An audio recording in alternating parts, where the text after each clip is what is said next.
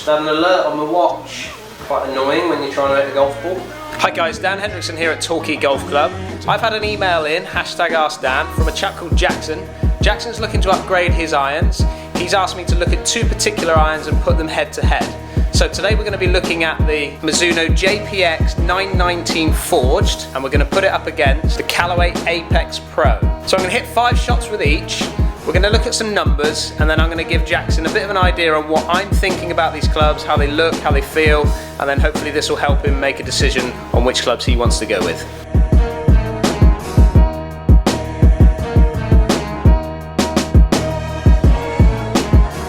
Right, we're going to start with the MIzuno JPX 919. Just to give you a little bit of information on this head, we've got CNC milling running from the sole upwards. This CNC forging creates a larger minimum thickness surface basically, so what they're saying is that you can hit it a little bit all over the face and still maximize your ball speed. If you look here, you can see they've just carved away out the back. What they've done is they've pulled the weight off the face of the club, put it slightly lower in the head, which allows the ball to pop up in the air a little bit more for you. Also created a nice stable frame all the way around the back of the edge of the club, again just to help with those off-centered strikes to increase that moment of inertia for you. First looks down at the golf ball, very much like a MIzuno. It's exactly what I would expect to see from a MIzuno, just a slightly thicker top line than I normally see from a MIzuno.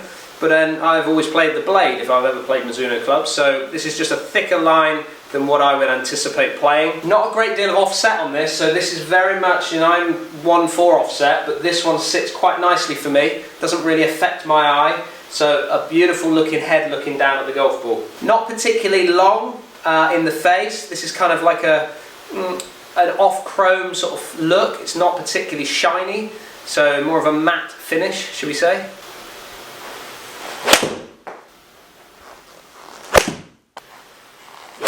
Probably a bit of a firmer feel than what I would normally get from a MIzuno.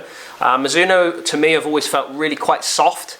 This one I wouldn't say is soft, but it's certainly a harder feel than what I would expect to get from the MIzunos that I've had in the past. But first shot of the day, it's feeling pretty good. Okay, next up is going to be the Callaway Apex. Now, what Callaway are saying about this particular club, it's quite a soft, responsive feel. They've had their tour players help them design this one. It's got progressive flow weighting, and what that means is that, so in the longer irons, the tungsten is pushed to the bottom of the club in order to help you pop that ball up in the air a little bit more.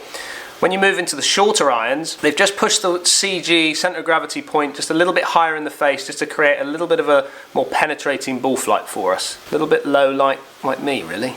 So looks down at this for the first time, very chromy, so a nice chrome finish on this particular one. A little bit more offset than the actual MIzuno. I can start to see a little bit more offset in that. It's not too intrusive for me, but it's certainly there more offset than the MIzuno one. Not sure if it's the shiny chrome bit, but it certainly looks a little bit squatter in the face. So a nice sort of shape here, but definitely a little bit squatter there than the MIzuno one.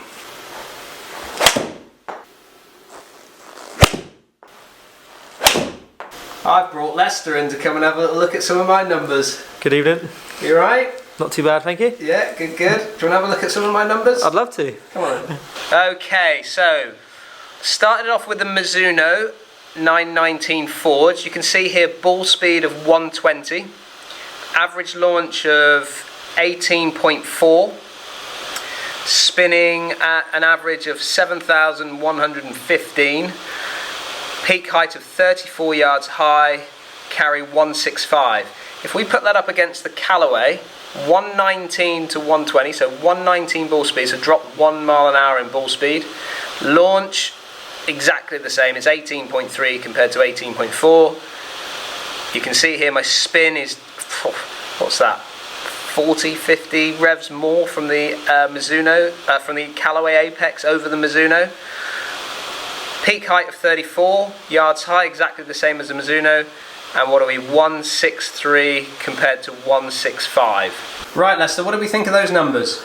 Just so almost identical, Dan. Just so similar. Everything, everything was the same to me. There's nothing in it at all.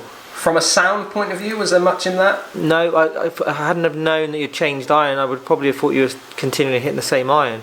Obviously, for me, it would come down to what the actual club looks like. Yeah. If they're performing the same. Okay. I think Lester's right there. You know, for me, it didn't feel much difference in the two. If I had to take a preference, I might just say that I prefer the more squatter look of the Callaway over the Mizuno, but that's my personal preference, and you have to go out and test to see yourself what you like. Interestingly though, the 7-iron in the Mizuno is 32 degrees aloft, and the 7-iron in the Callaway is 34 degrees aloft, producing very similar numbers with 2 degrees difference. I would expect to have seen the Callaway would have possibly spun just that fraction more with the extra bit aloft, but we didn't see that from the actual shots that I hit here today. What it comes down to, Jackson, is you need to get out and test these two irons. I think they're both fantastic irons. I definitely think they have a different look with them when you look down on the golf ball. Certainly a thinner top line, possibly from the Callaway compared to the Mizuno. Slightly more offset in the Callaway compared to the Mizuno, so I'm preferring the thinner top line in the Callaway, but I'm preferring the slightly less offset from the Mizuno. There's not all in it, to be honest with you. Get out, test them, let me know what you think. And also you guys at home, let me know what you think. Have you been and tested these two clubs? Are you gaming these two clubs? What numbers have you got? Don't forget to hashtag AskDan. Any questions you've got, please, you can send me, you can tweet me at Hendrickson Golf, and don't forget to subscribe to the channel. Thanks for watching. See you again soon.